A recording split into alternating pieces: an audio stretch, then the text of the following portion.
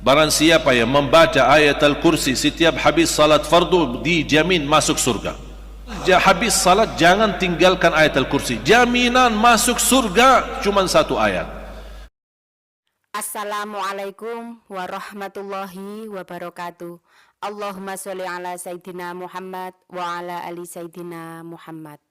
Pada kesempatan kali ini, marilah kita dengarkan bersama ceramah dari guru kita, Syekh Ali Jaber, tentang amalan satu ayat jaminan masuk surga. Untuk lebih jelasnya, mari kita simak bersama tayangan berikut ini. Assalamualaikum warahmatullahi wabarakatuh. Waalaikumsalam warahmatullahi wabarakatuh. Sederhana, satu ayat, ayat Al-Kursi. Rasulullah sallallahu alaihi wasallam bersabda, "Man qara'a ayat Al-Kursi dubura kulli salatin laysa bainahu wa bainal jannati illa an yamut." Barang siapa yang membaca ayat Al-Kursi setiap habis salat fardu dijamin masuk surga. Ini satu ayat. Satu ayat dapat jaminan masuk surga, dibaca setiap habis salat fardu. Contoh, kalau habis salat anda lagi buru-buru, ada rapat, ada meeting, ada janji sama orang, tidak bisa telat. Habis salat, astaghfirullah, astaghfirullah, astaghfirullah, Allahumma antas salam wa minkas salam, sampai selesai. Selesai Allahumma antas salam, baca ayat Al-Kursi. Habis itu anda pulang, sambil jalan subhanallah 33, alhamdulillah 33, Allahu akbar 33, satu kali la ilaha illallah wahdahu la syarikalah, lahul mulku wa lahul hamdu wa huwa ala kulli syai'in qadir. Sudah selesai zikir kita. Asal habis salat jangan tinggalkan ayat Al-Kursi, jaminan masuk surga cuma satu ayat. Kalau satu ayat Al-Kursi menjaminkan kita masuk surga, gimana satu surah Al-Baqarah? Gimana 30 juz Al-Quran? Salah satu menjamin keberkahan. Bapak ibu pasti ingin barkah umur, barkah ibadah, barkah rizki, barkah keluarga, barkah keturunan, barkah usaha. Dimanapun kita berada selalu disertai barkah. Mau enggak membawa keberkahan selalu? Mau. Amalannya satu, baca suratul Baqarah.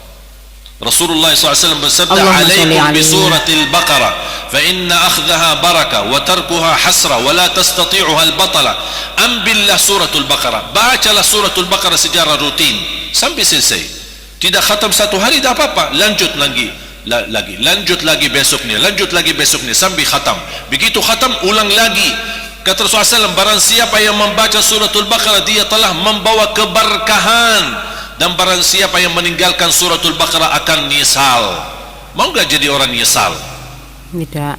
Makanya jagalah suratul Baqarah. Baca suratul Baqarah dalam rumahmu, karena Rasulullah SAW bersabda, "Al-baitul ladzi tuqra'u fihi suratul Baqarah yafirru syaitanu min."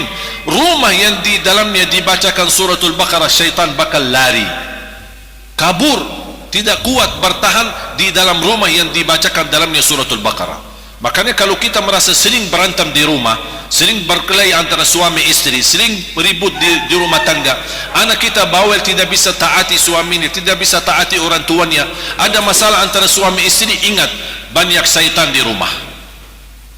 Semua keributan dalam rumah gara-gara banyak syaitan di rumah. Gimana cara obatinya untuk mengusir syaitan? Jangan ke tukang dukun datang, Pak dukun, kita bawa orang dukun datang nih, biar dilihat. Ini Pak ada, seperti kemarin saya isi acara, habis acara ada satu ibu nangis luar biasa, minta tolong.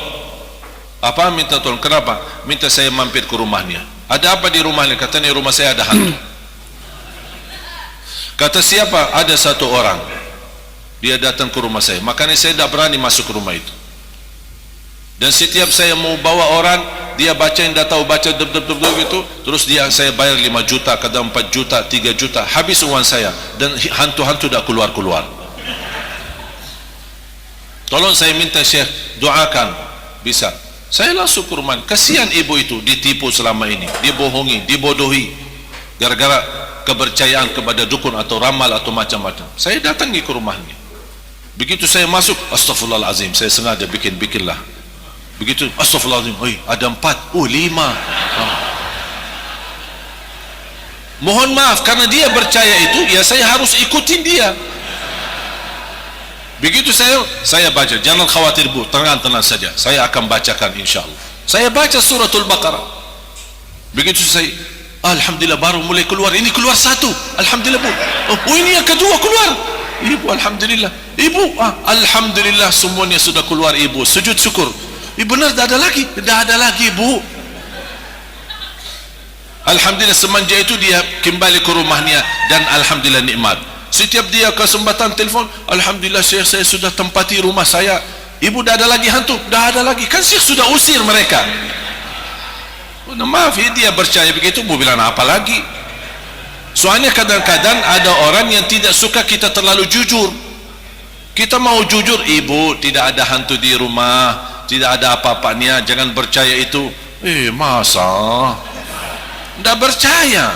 Makanya kita harus akalin. Itu akalnya seperti itu, ya kita masukin akalnya. Jadi kita harus tahu ketika berbicara sama orang, atau harus tahu bagaimana cara fikirannya, bagaimana prinsipnya, bagaimana, biar kita masuk. Contoh, saya sekarang sudah masuk ke 11 tahun di Indonesia. Salah satu yang saya belajari prinsip orang Indonesia. Orang Indonesia tidak suka ribet. Orang Indonesia suka yang mudah. Termasuk amalan, ibadah, zikir, apa saja. Orang Indonesia suka yang mudah. Mudah diingat, mudah dihafal, mudah diamalkan, dan masuk surga. Itu sudah orang Indonesia. Ya, orang Indonesia tidak ribet-ribet panjang ini. Termasuk salat, dah suka panjang-panjang. Mau yang enak, sederhana. Tarawih kalau boleh jalan cepat, tapi ayatnya sedikit-sedikit, tak apa-apa. Orang itu, kulhu kalau bisa dibagi dua, terima kasih.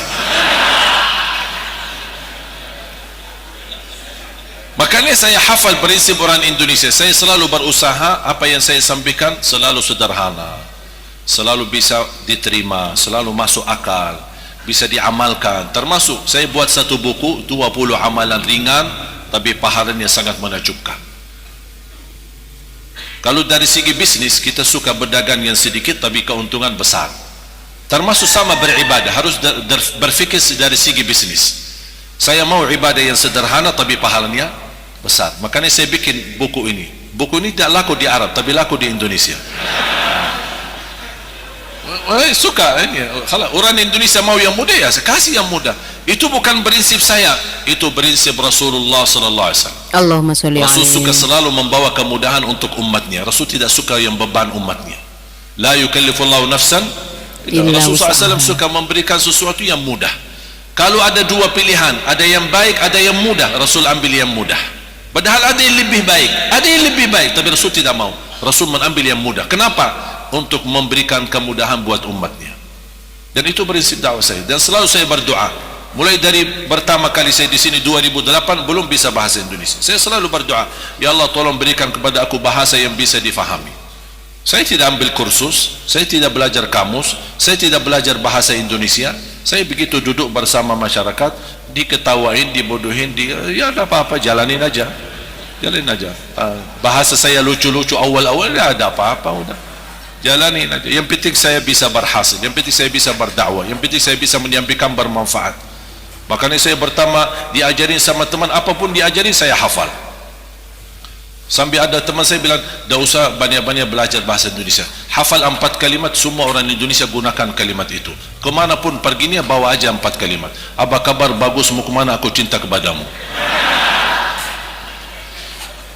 Saya niat baik, tidak tahu bahasanya, tidak tahu artinya. Setiap ketemu orang, assalamualaikum, apa kabar, bagus, mau kemana, aku cinta kepadamu.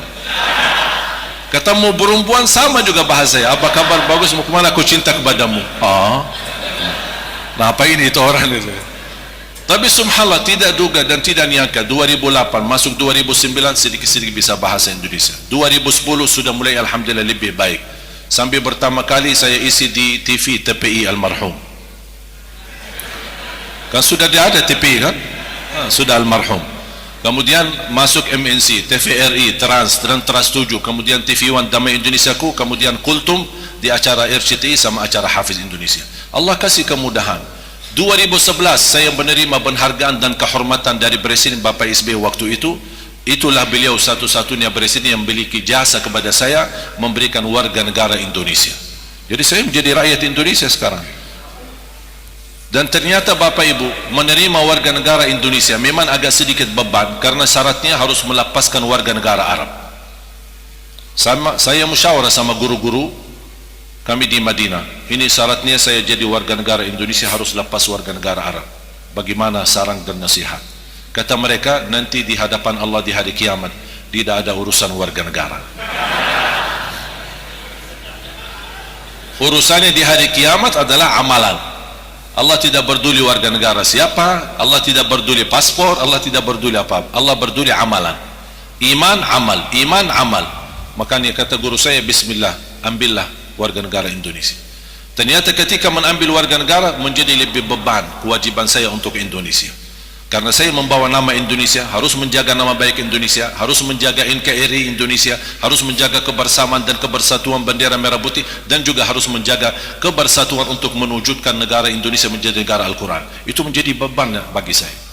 Makanya sekarang terus berjuang, termasuk pemilu. Saya juga ikut pemilu, memilih pemimpin, memilih anggota DPR, memilih anggota MPR, bagaimana kewajiban, dan ini semua menjadi tugas kita bersama, wajib bagi rakyat memberikan. Ini kan suara hak kita.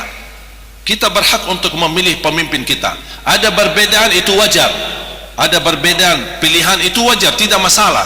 Tapi yang tidak boleh adalah bermusuhan gara-gara perbedaan. Itu yang tidak saya terima. Anda boleh milih A, milih B, milih 01, milih 02, itu hakmu, hak masing-masing. Tetapi yang tidak boleh terjadi permusuhan gara-gara perbedaan pilihan, sampai terjadi perang saudara. Sama-sama muslim tapi saling membunuh. Na'udzubillah min zalik. Saya tidak mau itu terjadi di Indonesia. Makanya kita selalu jamaah sekalian menjaga kebersatuan. Sejarah keluarga. Ternyata saya punya darah keluarga di Indonesia. Tapi ibu saya tidak pernah cerita. Saya menemukan sejarah keluarga di Indonesia. Di Lombok, di Madura, di Bumi Ayu, kemudian di Surabaya, di Jakarta, di Bima, banyak keluarga. Ternyata ceritanya ayah ibu dan kakek ibu dua-duanya kelahiran Lombok. Kakek ibu saya nikah sama orang Bumi Ayu, istri yang kedua sama orang Madura, istri ketiga sama orang Lombok, belum yang keempat sudah wafat. Bagaimana beliau wafat? Dibunuh sama penjajah Belanda, karena beliau mampu menyatukan masyarakat Sasak di Lombok untuk melawan penjajah Belanda. Dia membuat penjajahan Belanda pusing, sakit kepala, karena dia orang pemberani, tinggi lagi orangnya. Makanya dibunuh. Dan ada beliau punya makam besar di Ampenan. Makanya ketika saya bertemu Presiden Jokowi, saya sampaikan, saya sebenarnya cucu pahlawan, tapi belum terdaftar. Makanya kembali lagi asal usul saya Indonesia, walaupun mancung. Alhamdulillah, nikmat besar. Sampai saya meyakinkan saya menjadi orang Indonesia ketika saya periksa di rumah sakit, dokternya kaget, subhanallah darahnya merah putih. Alhamdulillah. Makanya jemaah sekalian, ayo mari kita sama-sama mewujudkan cita-cita kita. Saya harap cita ini bukan cita saya sendiri, tapi saya harap menjadi cita kita bersama. Kalau boleh saya diterima di tengah bapak ibu menjadi keluarga besar bersama. Kira-kira diterima? Diterima. Sahabat baru, saudara baru, ya. Kita menjadi satu keluarga, ya. Ahlul Quran, ya. Insyaallah pencinta Al-Quran. Insyaallah. Saya masuk satu kampung, saya bangga sekali mendengar suara Al-Quran dari sebuah rumah. Saya bilang alhamdulillah, baru lewat satu kampung ada bacaan Al-Quran. Biasanya pagi-pagi sambil ibu sapu-sapu joget-joget karena nyanyi, dandut-dandut pagi-pagi subuh belum terbit matahari sudah disetel dandutnya sambil usaha sapu-sapu rumahnya. Pas lewat satu kampung dengar suara Al-Quran, saya bersyukur alhamdulillah, baru saya dengar suara Al-Quran di rumah. Mudah-mudahan menjadi berkah. Mudah-mudahan semua rumah di kampung-kampung dan desa-desa dan di kota-kota mersetel Al-Quran di pagi hari supaya terdengar bacaan Al-Quran dari mana-mana. Kata sahabat saya, maaf Ustaz, kayaknya salah faham, ini kemarin ada orang meninggal. Astaghfirullahalazim. Iman Allah turunkan Al-Quran untuk orang meninggal. Kalau untuk kita yang masih hidup, gimana kita gunanya? Jangan kita hanya kenal Al-Quran pas ada orang meninggal. Kalau sudah tidak ada orang meninggal, tidak kenal Al-Quran. Atau kenal Quran di bulan Ramadan, begitu masuk Ramadan kita bawa Al-Quran, begitu habis Ramadan kita masukin dalam lemari. InsyaAllah ketemu Ramadan yang akan datang ya. La hawla wa la quwwata illa billah. Itulah musibah. Harapan saya, ayo mari kita sama-sama. Saya tidak minta Bapak Ibu hafal 30 juz. Saya minta jangan lewat satu hari tidak baca Quran. Walaupun satu halaman, walaupun satu ayat, buka, baca. Begitu selesai, lanjut lagi nanti habis aktivitas. Begitu setiap anda datang ke masjid, walaupun tidak sempat salat berjamaah karena sudah berjamaah salat duluan, begitu anda selesai salat sendiri, sebelum keluar dari masjid, baca ayat-ayat Al-Quran. Ambillah Al-Quran, bacalah walaupun sebentar, 5 minit, 10 menit, supaya berkah hidup kita, berkah rizki kita, berkah aktivitas kita. Wallahi jamaah sekalian, anda tidak akan sia-sia hidupnya, tidak akan terlepas dari keberkahan kalau selama bersama Al-Quran. Kira-kira siap? Siap, insya Dan Allah. kembali saya ingatkan, kalau anda merasa dirinya gagal untuk menjadi penghafal Al-Quran, jangan gagalkan anakmu menjadi penghafal Al-Quran. Kalau itu pun tidak berhasil, jangan gagalkan hartamu menjadi saksi baik untuk Al-Quran. Infak, sedekah kita, zakat kita, wakaf kita, semua kita berjuangkan. Masing-masing pasti saya yakin bisa memperjuangkan Al-Quran. Ada yang dari segi tenaganya, ada yang segi ilmunya, ada yang segi fikirannya, ada yang segi fisiknya, ada yang dari segi hartanya, ada yang segi keluarganya, wakafnya, apa saja. Ada saja saham, walaupun saham sedikit, tapi ada saham yang bisa menjadi saksi baik bagi kita semua di hadapan Allah Subhanahu wa taala, menjadi orang yang membela dan mencintai Al-Quran, agar di datang hari kiamat Allah bangkitkan kita bersama ahlul Quran. Saya doakan semua yang hadir, mudah-mudahan Allah jadikan semua ahlul Quran, Amin. para pencinta Al-Quran, berakhlak-akhlakul Quran, dan juga selalu senantiasa menjadi penghafal Al-Quran. Amin. Ya Allah ya Arhamar Rahimin, atas izinmu kami bersama-sama kumpul di masjid ini. Berilah kepada kami kemuliaan sama-sama bertemu kembali di dalam surgamu ya Allah. Amin. Bersama Nabi Muhammad sallallahu alaihi wasallam Allahumma salli dan alaihi. bersama ahlul Quran. Ya Allah, jadikan semua bacaan kami sehari-hari menjadi pahala yang kami titipkan, pahala untuk kedua orang tua kami, Amin. yang menjadi sedekah jariah untuk kami. Ya Allah, jadikan segala saham kami, wakaf kami, sedekah kami, zakat kami, infak kami untuk Al-Quran, jadikan itu sedekah jariah bagi keluarga kami, amal salih yang tidak terputus pahalanya sampai hari kiamat ya Rabbal Alamin. Amin. Demikian pembahasan kita kali ini.